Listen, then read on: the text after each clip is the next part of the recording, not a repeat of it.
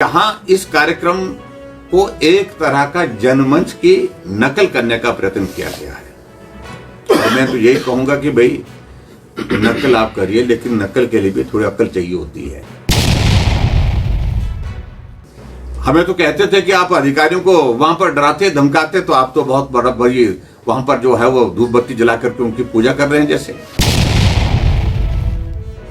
कि आज मुझे मालूम पड़ा कि मंडी के जिले के अंतर्गत एक कार्यक्रम सरकार आपके द्वार कुछ इस तरह का कार्यक्रम हिमाचल प्रदेश में फिर शुरू किया है सुखू जी की सरकार ने।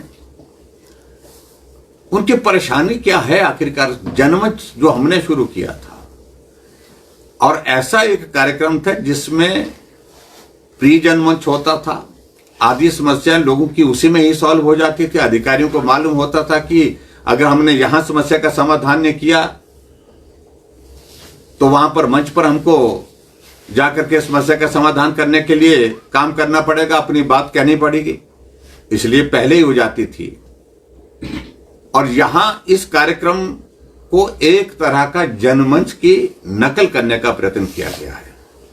और मैं तो यही कहूंगा कि भाई नकल आप करिए, लेकिन नकल के लिए भी थोड़ी अक्ल चाहिए होती है। जिस प्रकार से मैं समझता हूं कि शब्द उचित नहीं होगा, उनको बहुत बुरा लगेगा जो सुनेंगे, लेकिन हकीकत ये है। आखिरकार क्या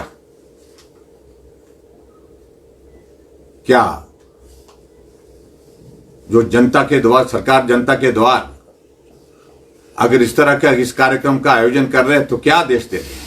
अभी हाल ही में नगवाई में वहां पर जाकर के एक मंत्री गए, वहां पर आदेश किया कि तुमको सस्पेंड कर देंगे, तुम्हारे खिलाफ कंप्लेंट कर देंगे, एफआईआर कर देंगे, यहां तक नौबत आई। हमें तो कहते थे कि आप अधिकारियों को वहां पर डराते धमकाते, तो आप तो बहुत बड़ी वहां पर जो है वो धूप बत्ती जला करके उनकी पूजा कर रहे हैं। जैसे बहुत ही दुर्भाग्यपूर्ण परिस्थिति है, आपको बता रहा हूं मैं। और इससे लोगों की समस्याओं का समाधान नहीं होगा।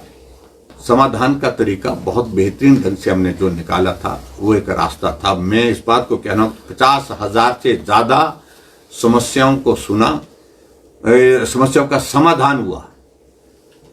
और हिमाचल प्रदेश में ये कार्यक्रम कोविड के दौरान के सिवाय लगातार हर महीने का अंतिम रविवार होता था जब जनमंच हुआ करता था।